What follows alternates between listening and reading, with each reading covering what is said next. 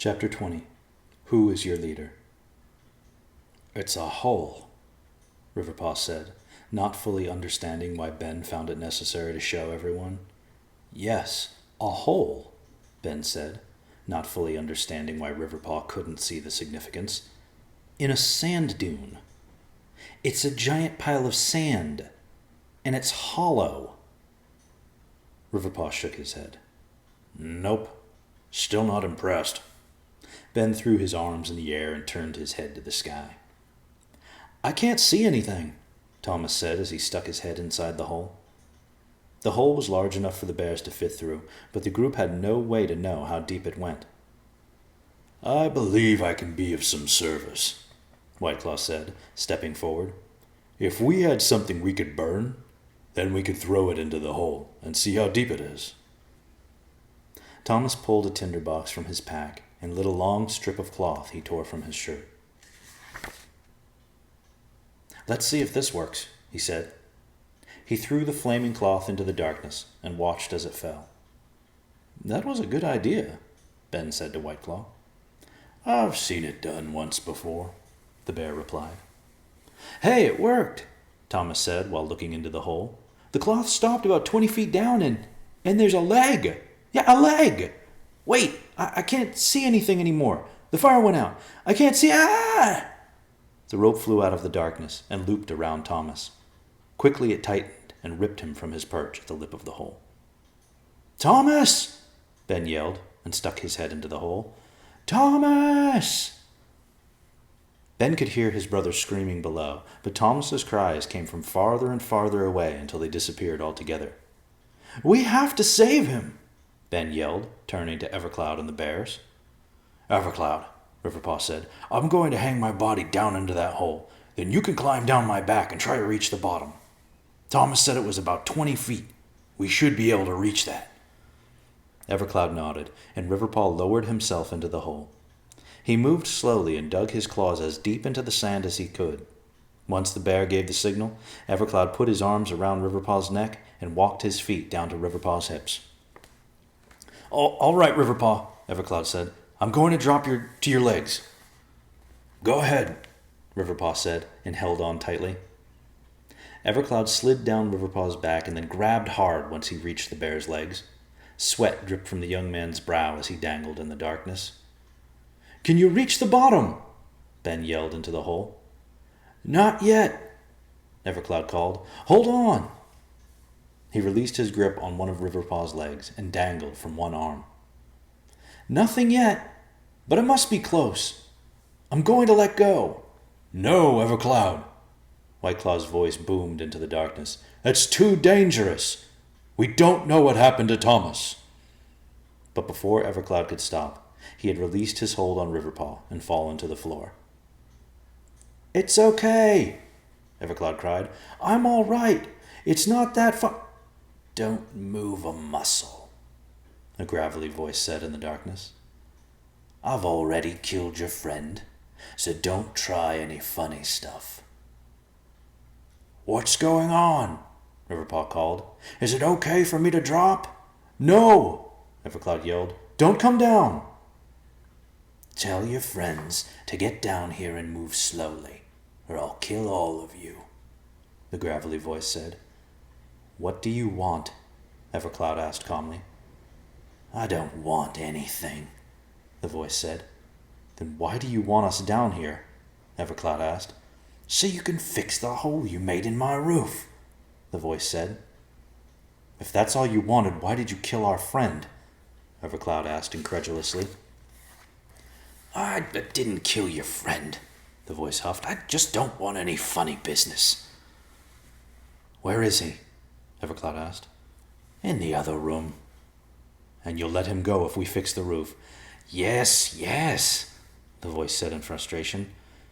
Can I see him? Evercloud asked. After you've fixed the roof, the voice yelled indignantly.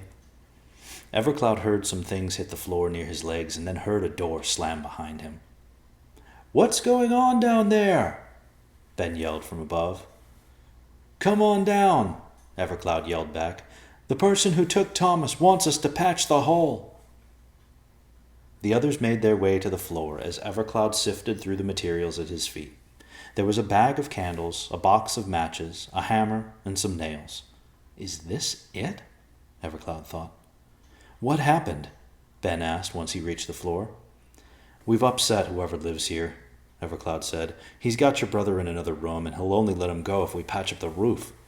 Somebody lives here? Riverpaw asked. Seems like it, Evercloud said. And how are we supposed to patch a hole in sand? The bear asked.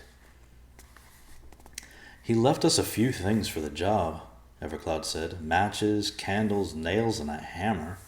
Well, Whiteclaw said, first light the candles so we can see where we are. Evercloud lit the candles and looked around. There wasn't much in the room with the exception of a couple of torches and a large mattress on the floor. I suppose this is his bedroom, Evercloud guessed. He went to the torches and lit them. Now the group could see quite well and noticed the walls were painted with extravagant murals. I've seen these before, Ben said, but they're different. He grabbed a candle and moved closer to one of the scenes. These are paintings of the ancients being banished from our world. I've seen these in churches of the holy, but look here. Ben pointed at the image of a large griffin. This is Tenturo. In this picture he is painted white, but in the church's version he's red.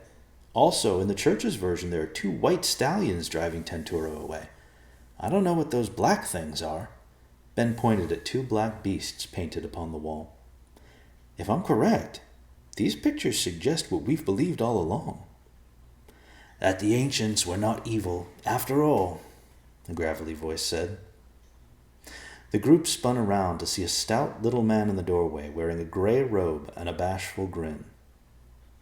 Your friend has just told me of your quest, he said. Please follow me.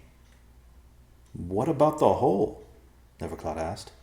This is more important, the man said. The group walked into another room and found Thomas sitting at a wooden table, stuffing his face with bread, cheese, and meat. It's crab, he said cheerfully with his mouth full. It's delicious. You hunt the crab? Ben asked the little man. I trap them, the man said. Lucky for me, the creatures have far more flavor than they have brains. Please, help yourselves. The group sat around the table, but were not all as eager as Thomas to eat a stranger's food. I apologize for my rudeness, Whiteclaw said to the man, but who are you? Oh, forgive me, the man said, and wiped crab meat from his face. I am Padre Esteban, retired explorer, current aide to the great Tenturo. You have seen Tenturo? Ben asked in astonishment. Oh, yes, the man affirmed. So you know where we can find him? Riverpaw asked. Well, we'll get to that, Esteban said. First, let's eat. Excuse me again, Whiteclaw said, but how is it that you trust us so easily? What if we meant to harm Tenturo? You? Padre Esteban asked and laughed. Harm Tenturo? That's a good one. Even still, Ben added, how do you know our intentions are good? Oh, I don't, Esteban answered, but we'll get to that. Eat. So they did. They all ate until they were satisfied, finding the crab meat quite succulent. How were you not hurt in the fall? Riverpaw asked Thomas. Landed on the bed, Thomas said with a cheese-filled grin. Padre Esteban poured mugs of wine as they finished eating. Now, he said, I have a story I would like to tell that I think you will find most interesting, and if things go accordingly, I may decide to administer a test. A test about the story? Evercloud asked. No, Esteban said, though that is a good idea. Anyway, here's the story. When the world was young, and quite boring, I might add, 4 ancient beings gathered together and created creatures to inhabit Earth. They created many creatures, some big, some small, some intelligent, he nodded at the bears, and some not so. He nodded at his empty plate of crab meat. However, they had yet to create a creature with their combined forces, and they very much wished to do so. So one day, the ancients set about the task of creating a creature they would call human. They argued over how it should be done, and in the end it was decided that Tenturo and Baknar would create the body of fire and wind, and Denza and Shara would give it life with earth and water. That's not how it happened, Riverpaw said. Don't interrupt, Padre Esteban said sternly. Now where was I? Ah, yes, and thusly the ancients created human. Yet something was wrong. The body of human could not interact with the world around it. A body made of fire and wind was terrible to gaze upon, and the other creatures of the world fled from it. And rightly so, as humans' very touch would burn and rip their flesh. Even the vegetation could not withstand humans' touch. Everything human came in contact with perished before it. It was a cursed and damned creature, forced into isolation by its very nature. The ancients had failed in their first combined attempt. Human, as they had created it, was not fit for the earth. So the ancients discussed their failure long and hard, and finally, sadly, they agreed to destroy it.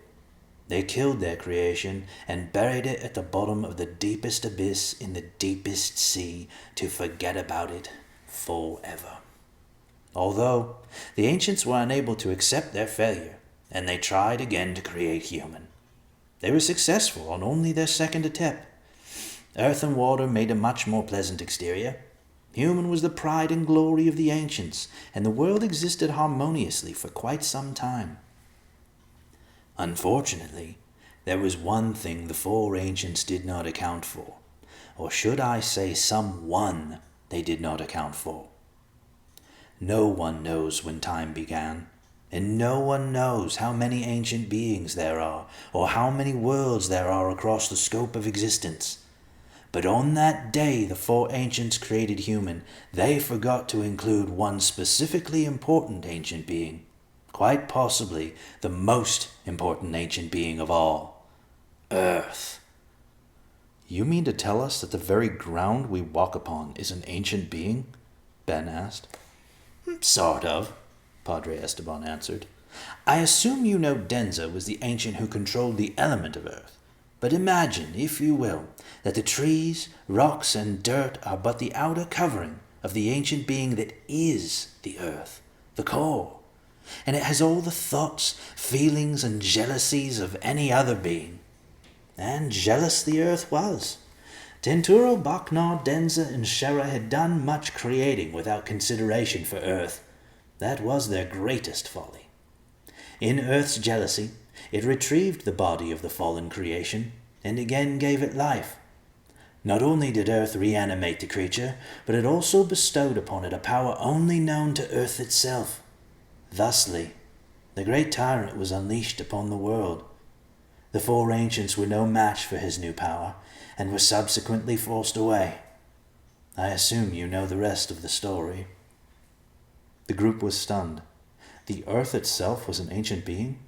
How was this possible? You'll have to excuse me, Padre Esteban, Ben said. I'm finding this a little difficult to swallow. Do you have any proof to back this story up? The Padre laughed. I don't need proof, my boy. That's the funny thing about truth. Give it enough time. It'll see its own way through. Our quest is futile, then, Whiteclaw said. If what you are telling us is the very earth that sustains our life willed the great tyrant forward, how can we fight that? Should we fight that? Don't be so negative, Padre Esteban chided. We don't know what the earth intended, and we don't know how the earth feels now. Sometimes our actions can be like an avalanche. One little action can create an unstoppable force we never intended. Who's to say the great tyrant isn't just something that got out of control? The earth could be on our side for all we know. So what should we do? Ben asked. Don't know, Padre Esteban shrugged, but I'm sure Tenturo has an idea. So you'll take us to him? Whiteclaw asked. If one of you can pass the test, Esteban said. Just one of us? Thomas asked. Just one, Esteban said. Then let us begin this test. Ben stood up eagerly. It's very simple, Padre Esteban said. You are all to go back into the room where you entered my home and wait. I will call you out, one by one, and administer the test." "But what will we be doing?" Thomas asked. "You'll see," the squat little man said with a smile. So the group returned to the room in which they had first entered Padre Esteban's home and waited underneath the hole in the roof. Riverpaw was the first to be called, and the Padre led him past the kitchen into a small room lit with candles. Riverpaw and the Padre sat down on the floor in the middle of the room and faced each other. "Now, Riverpaw," Esteban said, "I will ask you one question. You will answer it as honestly as you can. That is the test. Are you ready?" "I think so," Riverpaw said, and shifted uncomfortably. "Who is your leader?" That's it, Riverpaw thought. "Well, don't overthink it. Just be honest." "My father, White Claw," the bear answered. "Good," Esteban said. "Thank you. Now please go into the kitchen and wait for the others." "Did I pass?" Riverpaw asked. "I'll reveal that after I hear all of the answers," Esteban said. Riverpaw made his way to the kitchen, and Padre Esteban ushered Thomas into the room. "Well, honestly, I think Evercloud is probably the leader," Thomas said. "I mean, he's the reason why my brother and I are on a quest with a couple of bears. He's sort of the bridge." "Thank you," Esteban said. "Please go into the kitchen and wait for the others." Then it was Ben's turn. "I don't mean to sound conceited, but I'm the leader," Ben said. "We wouldn't be trekking through this desert if it weren't for my actions. My brother knows the desert, but I'm the elder. So, yes, I would have to say I'm the leader." Next came White Claw, and the answer was quick. "I follow Even Eye, King of Grey Mountain," White Claw said. Finally, it was Evercloud's turn. As he followed the Padre down the hall, he looked into the kitchen and saw the others. Riverpaw shrugged, signaling they didn't know anything yet. Evercloud swallowed hard and walked on. "Who is your leader?" Padre Esteban asked once they were alone. The first thing Evercloud thought to say was White Claw. That's too simple, he thought. There must be a trick, a deeper meaning to the question. Maybe the answer is the ancients. No, anyone would say that. It must be specific to our group so no one could cheat. White Claw was the strongest and eldest, but Ben and Thomas knew the desert. They wouldn't have gotten this far without them. However, the party never would have met if it weren't for Evercloud. Could I be the answer? He wondered. To be fair, Riverpaw has done his share as well. Hadn't it been his action that dealt the final blow to the giant crab? The leader could be any of us, really, Evercloud realized. "I need an answer," Padre Esteban said. Evercloud grimaced and sighed. "Well," he began, "I guess if I'm being forced to name a leader, I would have to say White Claw, and Riverpaw, and Ben, and Thomas, and also myself. Is it all right to answer the question that way?" "It is your answer, Evercloud," Esteban said. "You may give it however you like. Now, let us join the others." Padre Esteban and Evercloud walked into the kitchen, and all eyes were on the Padre. No one could wait to hear the results of the test. "I received some interesting answers to my question," Padre Esteban said. "Very interesting indeed. None of which were ultimately wrong." He paused, and the expectant eyes around him twinkled with hope.